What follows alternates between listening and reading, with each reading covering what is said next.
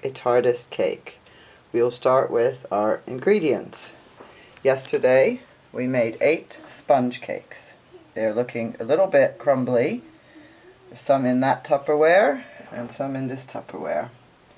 We have buttercream icing here, which we've just made this morning to stick together.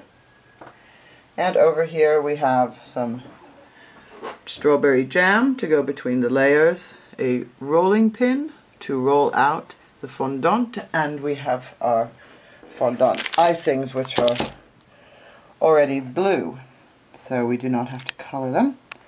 We have a selection of silver knives that we are hoping will help us shape the cake. We do not have any proper cake tools, so we'll see how this goes. There's some buttercream on the plate so the cake doesn't slide around. And there is the bottom first square. A bit of buttercream and a bit of jam in between the layers to stick them together. And here's the cake. Some layers already put together. I'm just putting another layer on now. Here's a layer. I'm just putting it here. Our cake is getting taller now. Put some more buttercream here. Buttercream and more jam. There we go. To stick the layers together. And there's one more. Getting taller. And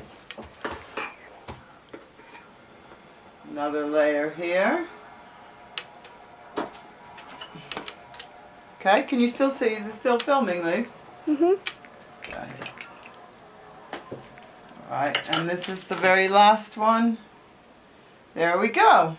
And there we have our Tardis. And here we have the example. So, ours isn't quite tall enough, so we're going to have to work this out. So now we have trimmed the cake so it's more square, and it's also more proportional. Does it taste good?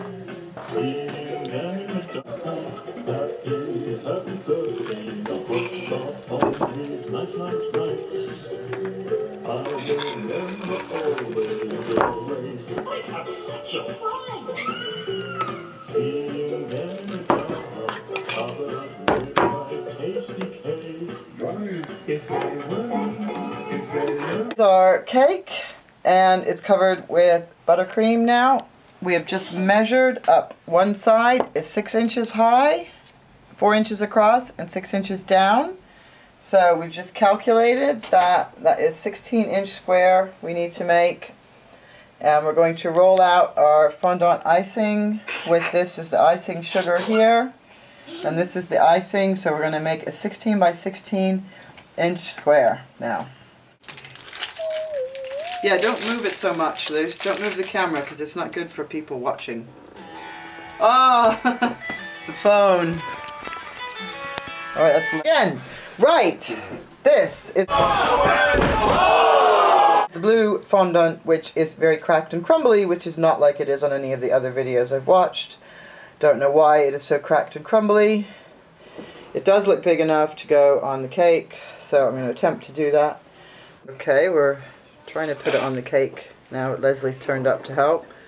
I don't know why it is so cracked, but we will get there. I think it's the amount of flour. Well, it's sugar, but yeah. Right, we're getting better now. We have some smoother bits of fondant. Now the mistake that I made with that was it started to crack as soon as I rolled it out. And I thought, well, if clay is cracking, the more you roll it, the more it cracks. So I thought we better just get it on there. But actually, with this fondant stuff, the more you handle it, the less cracked it gets. So it's the opposite of like clay. So we now have some smoother bits, which we've put on top of the cracked bits rather than taking the cracked bits off. So yes, this is a lesson in what not to do as well. So you should handle the fondant a lot to make it smooth first, and then put it on. Right, now Leslie's making the windows here, and it's all going a lot better now, although we put so much fondant on that tower that it's gone a bit squat, so our TARDIS is a bit squashed. He's drawing the windows on there. Oh, and there is our little TARDIS house with some of the windows on and some of the icing around the top. We're still doing windows and more buttercream to attach. And here we are, finished with our slightly squashed looking TARDIS. Do you want to turn it around, Leslie? We can see the bit with the, oh, she hasn't put it on yet. Just going to put that on now. 8 TARDIS cake! Hooray! Okay, what do you think, Doctor? How is your cake? Good cake. And now it's completely done. Leslie has written police box on the top.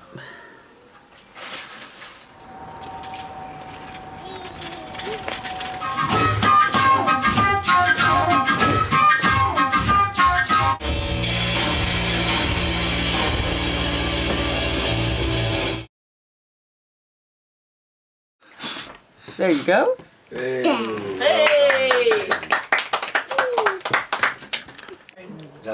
They really did disturb me at this place.